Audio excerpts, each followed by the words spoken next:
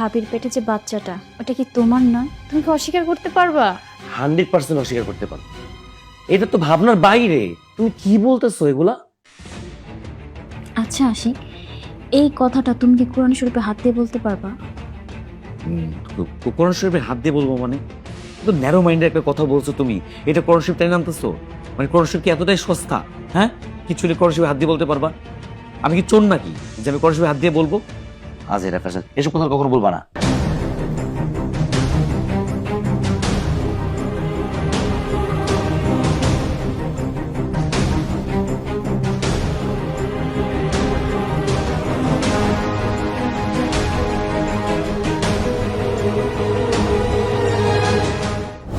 আশিক, তুই আমার একটা উপকার করতে পারবি? আমি জানি তুই চাইলেই সম্ভব। তুই যদি আমার এই উপকারটা করিস তাহলে আর আমার এই সংসার থেকে কোথাও যেতে হবে না, তোর ভাইও আর বিয়ে করবে না। কি বল? আমি আমি তোর সাথে শারীরিক সম্পর্ক করতে চাই। কি? তোর কি তোর কি মাথা ঠিক আছে নাকি? পাগল হয়েছিস? কি বলতেছিস এসব? উফ, হ্যাঁ মানতেছি আমি তোর ক্লাসমেট, কিন্তু তুই আমার ভাবিটা ভুলে যাস না। তুই আমার বড় ভাইয়ের বউ। বড় ভাইয়ের বউ হয় মায়ের সমতুল্য। আর তাছাড়া আমি এসব করতে পারবো না, এটা পাপ কাজ। তুই আমার পরিবারের একটা অংশ। তুই কিভাবে এটা বলি? তোর মাথায় কিভাবে আসলো আমি সেটা বুঝলাম না। এই সংসারে এখন যত ঝামেলা আছে সবকিছু তো শুধুমাত্র একটা বাচ্চার জন্য। একটা বাচ্চা আসলেই এই সংসারে সব ঝামেলা শেষ হয়ে যাবে। তোর ভাই আর বিয়ে করবে না। শোন, সমস্যা আসলে আমার মধ্যে না, মেইন সমস্যা তোর ভাইয়ের মধ্যে। তোর ভাইয়ের জন্যই আমাদের বাচ্চা হচ্ছে না। তোর ভাইকে আমি কতবার করে বলেছি যে চলো আমরা একটু ডাক্তারের কাছে যাই, আমরা একটাবার ডাক্তার দেখাই, ভালো একজন গাইনি ডাক্তার দেখাই। কিন্তু না, তোর ভাই আমার কোনো কথাই শুনছে না। 2টা বছর আমি বলেছি, কিন্তু তোর ভাই আজ পর্যন্ত আমাকে একটু হসপিটালে নিয়ে যেতে পারিনি। আমার মধ্যে খুব সন্দেহ ছিল যে কেন আমার এমন হচ্ছে, কেন আমার বাচ্চা হচ্ছে না। আমিও খুব আপসেট হয়ে পড়ি একটা সময়। তারপরে আমি তোদের কাউকে না জানিয়ে আমি নিজে একদিন হসপিটালে চলে যাই। হসপিটাল থেকে জানা যায় যে সমস্যা আসলে তোর ভাইয়ের মধ্যে। আশিক, আমাদের ব্যাপারটা না একবারে গোপন থাকবে, কেউ জানবে না, আমি কাউকে বলবো না। দেখ, আমার যদি একটা বাচ্চা আসে পেটে, কেউ তো জানবে না যে এই বাচ্চাটা কার। আমার সংসারটাও টিকবে আর আমিও বেঁচে থাকতে পারবো। কারণ তোর ভাই যদি আমাকে রেখে অন্য কোনো মেয়েকে বিয়ে করে, আমি কখনোই এই সংসারে থাকতে পারবো না। ইনফ্যাক্ট আমার মৃত্যু হবে, আমি মরে যাব। তবু আমি তোর ভাইকে অন্য কারোর সাথে সহ্য করতে পারবো না। সরি, মাফ কর আমায়। এত বড় পাপ কাজ আমার দ্বারা করা সম্ভব না। প্লিজ তুই এই কথার মুখে আনবি না। আশিক, আশিক, আমি তোর 2টা পায়ে ধরতেছি। আশিক, আমার জীবনটা ভিক্ষা দে। আশিক, এছাড়া আমার কাছে আর কোনো উপায় নেই। আশিক, আমার বউ এটা কিভাবে জানলো? না, এটা মনে হয় ভাবি বলে দিয়েছে। যে করে হোক এটা আমার জানতে হবে।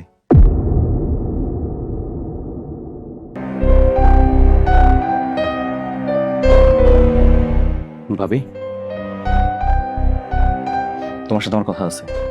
কি কথা বলো? তুমি কি নীলাকে সবকিছু বলে দিছো? আমি আবার নীলাকে কি বলবো? কি বলবা বুঝতে পারতাছো না? তোমার গর্বে যে আমার সন্তান, সেটা আমার বউ কিভাবে জানলো? তুমি ওকে সব কথা বলে দিছো তাই না? আশিক, এসব তুমি কি বলতেছো? আমার গর্বে তোমার সন্তান, এটা নীলা জানে মানে? আমি কিছুই বুঝতে পারতেছি না। আল্লাহর দুনিয়াতে তুমি আর আমি ছাড়া এই কথা কেউ জানে না। আমি তো বলিই নাই, তাহলে কে বলছে? অবশ্যই তুমি বলছো। সত্যি করে বলো ভাবি, তুমি কি বলে দিছো? আশিক, আমি না অনেক বড় একটু ভুল করে ফেলছি। আসলে নীলার সাথে আমার সম্পর্ক এতটাই গভীর হয়ে গেছে, ওর সাথে আমার সম্পর্কটা এত ভালো হয়ে গেছে যে আমি এক পর্যায়ে ওকে বিশেষ করে কথাটা বলে দিছি। তবে বিশ্বাস করো, আমি কথাটা ওকে একদম পজিটিভলি বলেছি। যেটা সত্য আমি সেটাই ওকে বলেছি, আমি কোনো খারাপ কথা বলিনি। আর আমার ধারণা নীলাও কথাটা পজিটিভ ভাবেই নিয়েছে। ও যে হঠাৎ করে তোমার কাছে গিয়ে কথাটা বলে দিবে এটা আমি বুঝতে পারিনি। কিন্তু এখন কি হবে? যা হবার তা তো হয়েই গেছে। নীলা, কি কি হবে? কি বলতেছো তুমি? কি বলছি মানে বুঝতে পারতেছেন না? মা, বাবা, আপনারা নিজ কানে তো শুনলেন যে আমার স্বামীর সন্তান বড় ভাবির গর্ভে। বাহ, আমি যদি এই কথাটা আপনাদেরকে বলতাম আপনারা আমাকে কি বলতেন যে আমি এই সংসারটা নষ্ট করার জন্য একটা মিথ্যে বাহানা খুঁজতেছি। কিন্তু দেখেন আজকে আমি প্রমাণ করে দিলাম, আপনারা নিজ কানে শুনছেন। এখন বলেন আপনার এই ছেলের সাথে কি আমার সংসার করা যায়? আমার জীবনটা তো একদম নষ্ট করে দিছেন।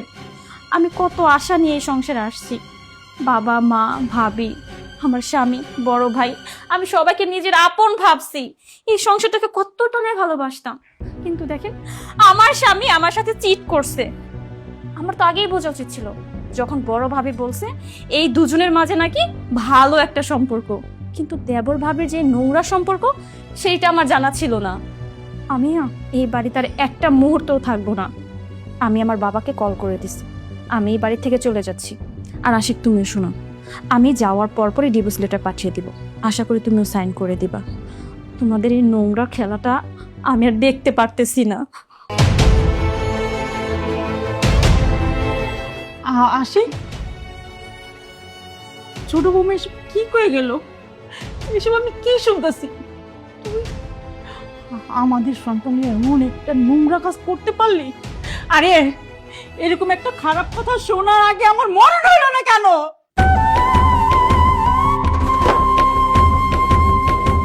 আরে তুই কি ভুলে গেছিস?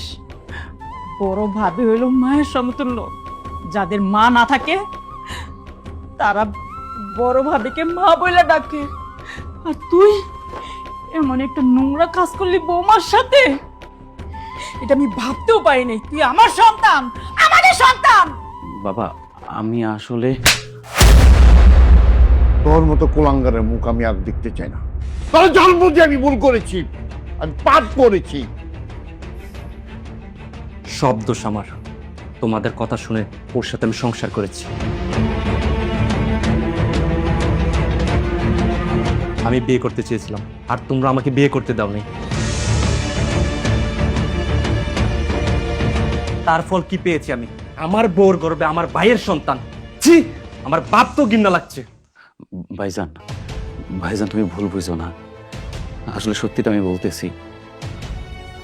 ভাবি আমার সাথে সেদিন অনেক কান্নাকাটি করছিল, সে চাই সংসারে থাকতে। তুমি জানো ভাবি তোমার অনেক ভালোবাসে, ভাবির এখানে কোনো দোষ নাই। একটা সন্তানের জন্য পুরো সংসারটা ধ্বংস হয়ে যাইব, একটা সন্তানের জন্য একটা সংসার ভেঙে যাইব, এটা আমি চাই নাই। ভাবি বলছে সে যদি সংসার থেকে বাইরে যায় সে আত্মহত্যা করবো। তোমার ঘরে যদি অন্য একটা বউ আসে সে আর নিজের জীবনটা রাখবো না। আমি ভাবে দেখলাম যে আমার যদি এটা পাপ কাজ হইতেছে, কিন্তু কিছু করার নাই। আমি চাই যে একটা মানুষের প্রাণ বাঁচুক, আমি চাই একটা মানুষের সংসার টিকে থাকে। আমি এই কাজটা করছি, আমার ভুল হয়েছে যদি আমি মেনে নিতেছি, কিন্তু ভাবির তুমি ভুল বুঝো না। ভাবি যদি সেদিন আমার না বলতো আমি আসলে এই কাজটা করতাম না ভাইজান। ভাবি তোমার অনেক ভালোবাসে।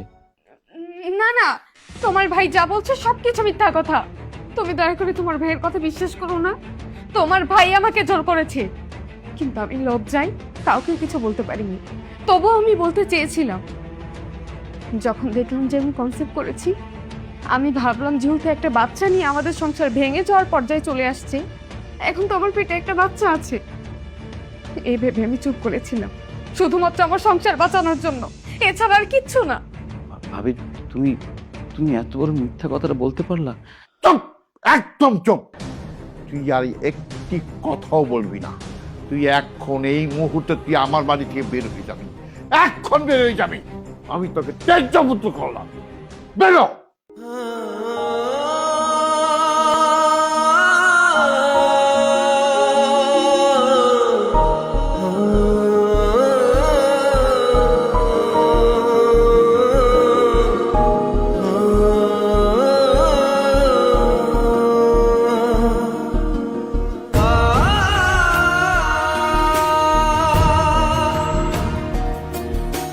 কিরে তাড়াহুড়ো করে রাখলি কেন? মানুষ তো অ্যাক্সিডেন্ট হয়ে হসপিটালে ভর্তি হলো, এত তাড়াহুড়ো করে কল দিয়ে না।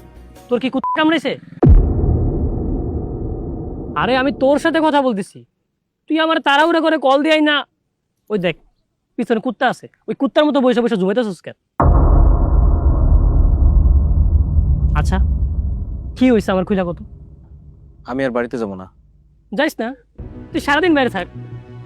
তুই যদি বাড়িতে না যাস তোর কি কেউ জিগাইবো? আচ্ছা ভালো কথা, তুই বাড়িতে যাবি না কেন? আমার বাবা আমার তীর্য করে দিছে, সে বাড়ি থেকে আজকে আমার বের করে দিছে। আমি ওই বাড়িতে আর যেতে পারবো না। কি কস? আঙ্কেল তোর তেজপুত্র করে দিছে? বিষয়টা তো সিরিয়াস বন্ধু। আমি তোর সাথে মজা করছি, তুই কিছু মনে করিস না। আচ্ছা, কি জন্য আঙ্কেল এরকম করলো? হঠাৎ করে এত বড় একটা সিদ্ধান্ত নিল। তুই কোনো ঝামেলা টামেলা করছ নাই তো? আমার নিশ্চয়ই তুই কোনো ঝামেলা করছস। কি হয়েছে তাদের আমার খুলে কত? ঝামেলা একটা হয়ে গেছে, সেটা তো জানার দরকার নাই। আমার বাপ মনে কষ্ট পেল খুব। এই প্রথমবার আমার বাপ আমার গায়ে হাত তুলল। আমি কারো চোখের দিকে তাকাইতে পারিনি, জানোস। আমার খুব খারাপ লাগতেছে। পুরো দুনিয়ায় মনে হইতেছে আমি একা একটা মানুষ। এই মিঠু, তুই আমার কিছু টাকা দে তো। তার বন্ধু, টাকার কথা বললি, আসলে টাকা তো সবসময় মানুষের সাথে থাকে না। আর তুই যদি আমাকে আধা ঘন্টা আগে বলতি, তাহলে আমি তোকে টাকাটা দিতে পারতাম। আমি একটা কাজে টাকাটা পাঠিয়ে দিলাম। আচ্ছা, তুই টাকা দিয়ে কি করবি বলতো? আমি তোকে যেভাবে হোক ম্যানেজ করে দেবো। সকাল থেকে আমি কিচ্ছু খাই নাই, পেটের মধ্যে অনেক খিদা লাগছে। রাত হয়ে গেলে আমি কোথায় থাকবো, কই যাবো, আমি কিছুই জানি না। আমার মাথা কাজ করতেছে না। বাড়িতে আমি আর যেতে পারবো না, তাদের সামনে মাথা উঁচু করে দাঁড়াতে পারবো না, সেই মুখ আমার নাই। আচ্ছা, বুঝতে পারছি, সবকিছু তো শুনলাম।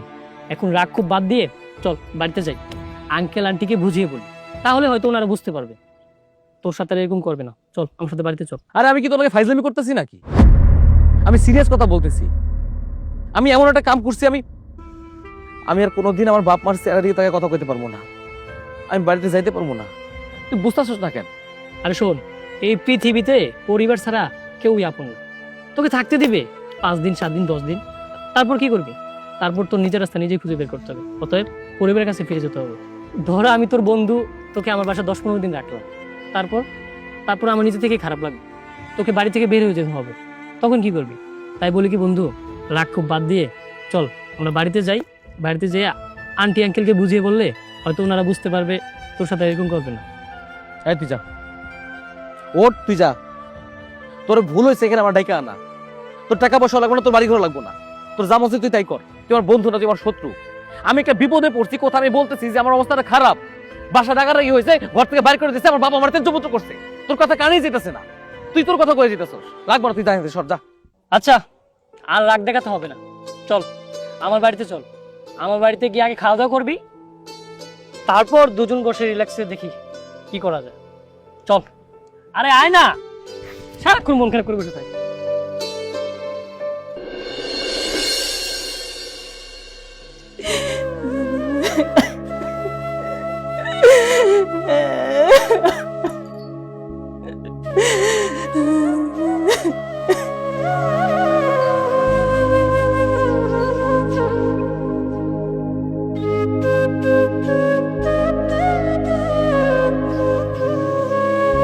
কি ব্যাপার? এইখানে একা বসে বসে কান্না করতেছে কেন?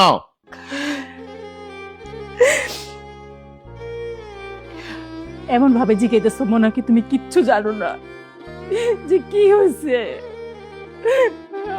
আমার কলিজার টুকরো তোমরা বাড়িতে বের করে দিছো। আমার বড় ছেলের সাথে বউয়ের অশান্তি, আমার এত সুন্দর সুখের সংসারটা এলোমেলো হয়ে গেছে।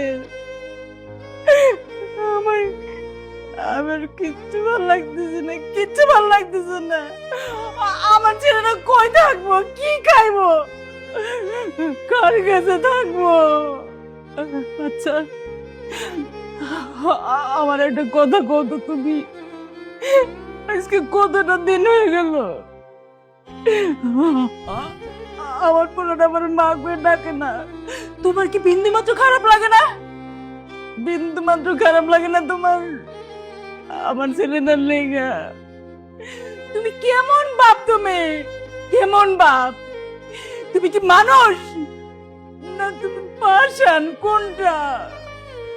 এতটা বছর আমি তোমার লাগে সংসার করলাম, আজ পর্যন্ত আমি তোমারে চিনতে পারলাম না, চিনতে পারলাম না তোমারে। খবর দাও, আর একটা কথা দেবো না। ওর নাম আমার সামনে আর একবার উচ্চারণ করবো না।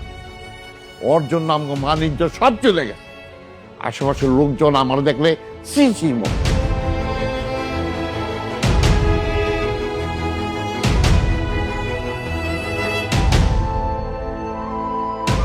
কি রে ভাজান, তুই একলা? তোর বউ কই?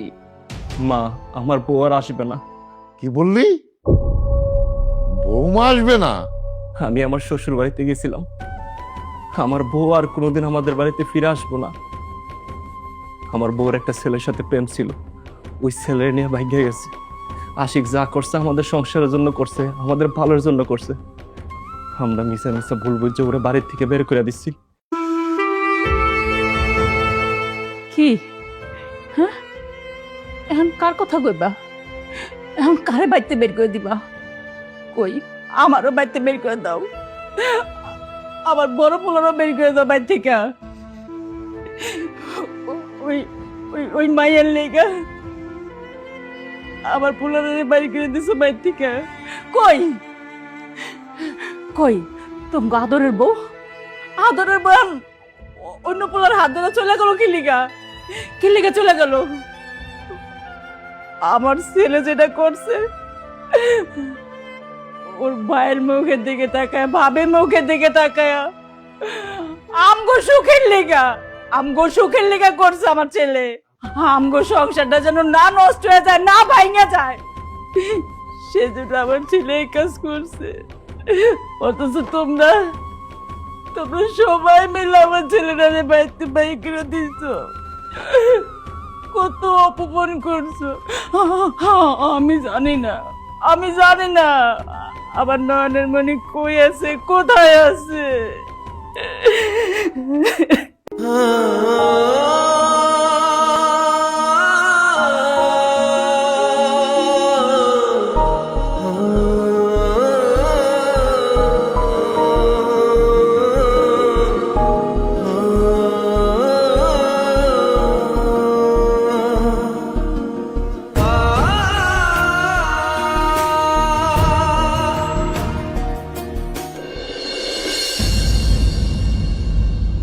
ভাইজান, ভাইজান দাঁড়াও। হ্যাঁ ভাইজান, কি ব্যাপার? তুমি রিক্সা চালাইতেছো? আশিক, তুই এতদিন কোথায় ছিলি? তোর কত জায়গায় আমি খুঁজছি, তোর কি একটাবার আমাদের কথা মনে পড়ে নাই? ভাইজান, মনে তো অনেকবার পড়ছে, কিন্তু কি করবো ক? আমার জীবনটা এমন হয়ে যাবে আমি বুঝতে পারি নাই। আমি কোন মুখ নিয়ে তোমাদের সামনে দাঁড়াইতাম? সব কথা বাদ দাও, তার আগে কত তুমি রিক্সা চালাইতেছো কেন? তোমার এই অবস্থা কেন? সবই আমার কপাল ভাই। তোরে বাড়ির থেকে বার করে দেওয়ার পর আমার বউ একটা পোলার সাথে পরকিয়া কইরা চইলা গেছে, আমার একা করে দিয়া চইলা গেছে। আমি একবারে নিঃস্ব হয়ে গেছি, আমার সব কিছু শেষ হয়ে গেছে ভাই। ভাইজান, আমি সেই পরিবারটারে খুব মিস করি জানো।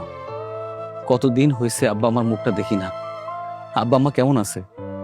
আর আব্বার কথা কইতেছস, তুই তো জানাস আব্বা খুব অভিমানী।